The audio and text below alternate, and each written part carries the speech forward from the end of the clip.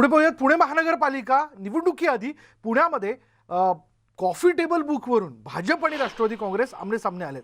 भाजपने coffee table book तयार करण्याची प्रक्रिया सुरू केली. मात्र याला विरोध दर्शवत पुणे महानगरपालिकेच्या आवारात राष्ट्रवादी काँग्रेसने आंदोलन केलं.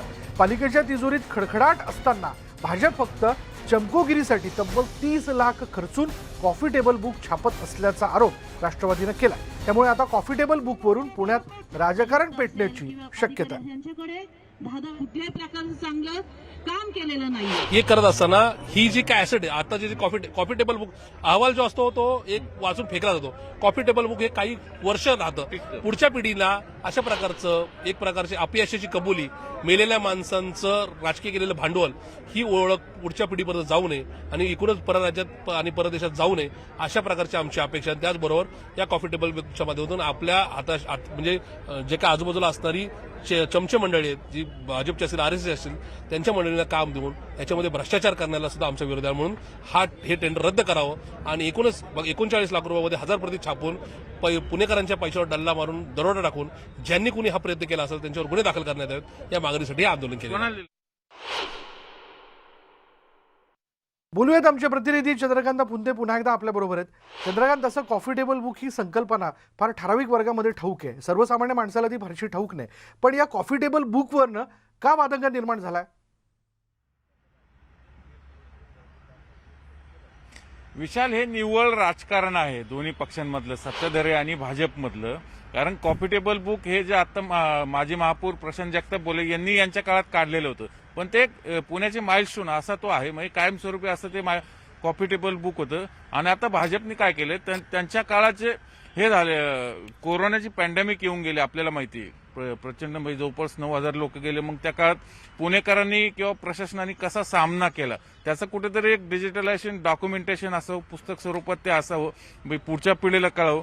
म्हणून भाजपने हे काम हाती घेतलेलं आहे, हा प्रोजेक्ट हाती घेतलाय. त्यासाठी 30 लाखांची तरतूद केली, असं खुलासा भाजपचे सभागृह नेते गणेश बुडकर यांनी आत्ताच आपल्याला दिलंय. आणि त्यांचं म्हणणं आहे की याला पालकमंत्री अजित पवार यांनीच ही सूचना केली होती पालिका प्रशासनाला. त्यामुळे राष्ट्रवादी विरोध नेमकं का करते, केवळ विरोधासाठी विरोध, हेच कळायला मार्ग नाही. थोडक्यात आता आपल्याला माहिती आहे निवडणुका आलेल्या आहेत, त्यामुळं रोज आंदोलनांचा जोर जरा वाढलेला आहे. म्हणजे शिवसेना असेल, राष्ट्रवादी असेल, इव्हन भाजपही असेल, मग एनकेन प्रकारे चर्चेत राहायचं असाच मला सगळा निव्वळ प्रकार दिसतोय.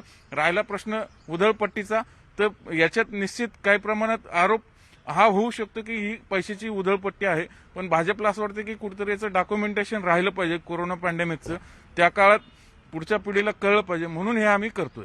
विशाल, धन्यवाद चंद्रकांत या सगळ्या माहितीबद्दल. त्यामुळे पुणे महापालिकेतल्या सत्ताधाऱ्यांनी एक गोष्ट लक्षात घ्यावी, शेवटी जो काही पैसा हा कॉफी टेबल बुकवरती खर्च होणार आहे तो जनतेच्या कर रूपातनं त्यांना मिळालेला आहे. त्याच्यामुळे अगदीच गरज असेल तर, नाहीतर अन्यथा जे मुद्दे या ठिकाणी उपस्थित होताना दिसत आहेत आणि जे आरोप केले जात आहेत यावरनं पुण्यातल्या जनतेमध्ये चर्चा तर होणारच.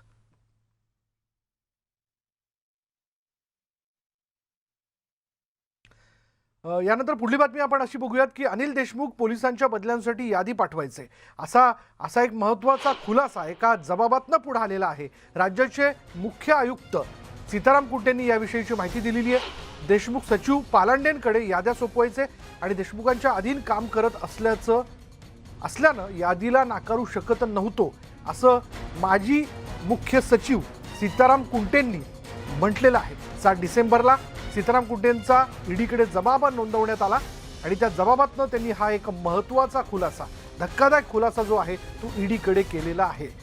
त्यांनी असं म्हटलंय की अनिल देशमुख त्यांचे सचिव पालांडेंकडे याद्या सोपवायचे आणि देशमुखांच्या अधीन काम करत असल्यानं यादीला नाकारू शकत नव्हतो असं देखील माजी मुख्य सचिव सीताराम कुंटेंनी त्यांच्या जबाबाच्या माध्यमातून सांगितलेलं आहे. त्याच्यामुळे जसा वेगवेगळ्या व्यक्तींना घेऊन बोलावून ईडीच्या माध्यमातून तपास केला जातोय तेव्हा काहीतरी वेगळे खुलासे या प्रकरणात होताना दिसत आहेत. वारंवार मंत्रालय आणि मंत्रालयातल्या बदलीचं असणारं राजकारण किंवा त्यावरनं असणारा मंत्री महोदयांचा आग्रह याविषयी चर्चा केली जायची. पण ज्यावेळेस आता मुख्य स्वरूपात राज्याचे माजी मुख्य सचिव सीताराम कुंटेच त्यांच्या जबाबात याबद्दलचा खुलासा करतात तेव्हा मात्र हे पुन्हा एकदा स्पष्ट होतं आहे की हो, मंत्रालयामध्ये बदली आणि बदलीशी संबंधित आग्रह किंवा त्या पाठीमागे असणारे हितसंबंध हे जे आहे ते समोर येताना दिसत आहेत. अर्थात आता हे बघायला हवं की हा खुलासा करत असताना नेमके आणखीन कोणते मुद्दे सीताराम कुंटेंनी तिथं ईडीच्या जबाबात स्पष्ट केलेले आहेत आणि याबद्दल आम्ही आमच्या प्रतिनिधींकडनं देखील अधिक माहिती घेण्याचा प्रयत्न करतोय. लवकरच आपण त्यांच्याशी संपर्क साधण्याचा प्रयत्न करू आणि त्यांच्याकडनं याविषयीचे अधिक तपशील आणि मुद्दे जे ते आपण जाणून घेऊ. पण माजी गृहमंत्री अनिल देशमुख हे पोलिसांच्या बदल्यांसाठी यादी पाठवायचे असा एक मोठा खुलासा जो आहे तो माजी मुख्य सचिव सीताराम कुंटे यांच्या जबाबातनं ईडी समोर आलेला आहे. बोलूयात, आपल्यासोबत आहेत विधान परिषदेचे विरोधी पक्षनेते प्रवीण दरेकर. प्रवीण भाऊ, खुद्द माजी मुख्य सचिव सीताराम कुंटे त्यांच्या जबाबात असं सांगतायत की देशमुख त्यांच्या सचिव पालांडेंकडे याद्या सोपवायचे आणि बदलीसाठी त्यांचा आग्रह असायचा, पण आम्ही कधी त्याला नकार देऊ शकत नसायचो. काय म्हणाले याला सगळ्याला?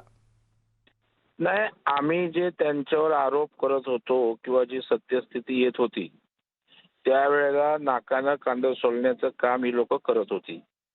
आता दस्तूर खुद्द त्या ठिकाणी असणारे तत्कालीन गृह सचिव यांनीच जर अशा प्रकारे सांगितलं की पलांडेंकडे याद्या दिल्या जायच्यात आणि नंतर त्याप्रमाणे आम्हाला नाकारता येत नव्हतं, त्या बदल्या व्हायच्यात. म्हणजे वाजेंनी जो बदल्यांमध्ये त्या ठिकाणी कोट्यवधी रुपये त्या ठिकाणी घेतले जायचा अशा प्रकारचा आरोप जो त्या ठिकाणी केलाय किंवा वसुलीच्या संदर्भात बोललाय, त्याला पुष्टी देणारा अशा प्रकारचाच हा जबाब या ठिकाणी सीताराम कुंटे यांच्या जबानीतून दिसतोय.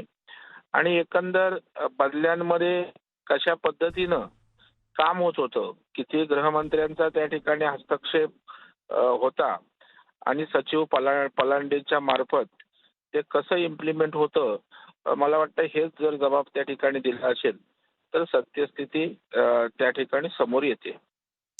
पण प्रवीण भाऊ, वारंवार मंत्रालयात असणाऱ्या मंत्री महोदयांचा बदल्यांचा आग्रह किंवा त्यांच्या हितसंबंधातल्या बदल्या हा जो मुद्दा जनसामान्यांच्या चर्चेत असायचा, त्याला या जबाबातनं पुष्टी मिळते का? 100% पुष्टी मिळते. नव्हे, ती वस्तुस्थितीच आहे. कारण त्यावेळेला बदल्यांच्या बाबतीत एवढं खुलेआमपणे बोललं जायचं, अगदी बदल्यांचं रेट कार्ड चर्चा होईपर्यंत त्या ठिकाणी एवढा हा विषय सर्वदूर महाराष्ट्रामध्ये पसरला होता. जे चांगले अधिकारी होते, ज्यांना केवळ त्या ठिकाणी आर्थिक गणित त्यांना जमवता येत नव्हतं, म्हणून त्यांच्यामध्ये एक असंतोष होता, अस्वस्थता होती की बदल्यांसाठी जर पैसेच द्यावे लागणार असतील तर खर्चपगार अधिकाऱ्यांनी करायचं काय.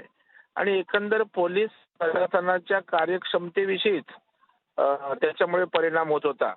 आणि मग ही चर्चा जनसामान्यामध्ये होत होती. आणि आता मला वाटतंय सचिवाच्या मार्फत आपण म्हणताय त्याप्रमाणे या विषयाला पुष्टीच मिळते की बदल्या कशा व्हायच्यात आणि पर्टिक्युलर माणसांच्याच पर्टिक्युलर ठिकाणी बदल्या करण्याचं प्रयोजन काय. आणि त्याच्यामुळे याच्यामध्ये मोठे आर्थिक व्यवहार त्या ठिकाणी होत होते. यालाही या ठिकाणी पुष्टी या जबाबाच्या माध्यमातून त्या ठिकाणी मिळते. धन्यवाद प्रवीण दरेकरजी आमच्याशी बोलल्याबद्दल. त्यामुळे एक महत्त्वाचा खुलासा आपण बघतोय. राज्याचे माजी मुख्य सचिव सीताराम कुंटेंनी ईडीच्या जबाबात 7 डिसेंबरला असं स्पष्ट केलंय की अनिल देशमुखांकडनं काही ठराविक अधिकाऱ्यांच्या बदल्यांच्या संदर्भातली यादी त्यांचे सचिव पालांडेंकडे दिली जायची आणि आम्ही त्यांच्या अधीन काम करत होतो, त्यामुळे ह्या बदल्या किंवा त्या यादीत सांगितल्याप्रमाणे त्या बदल्या झाल्याच पाहिजे, या गोष्टीला आमचा कधीच नकार नसायचा.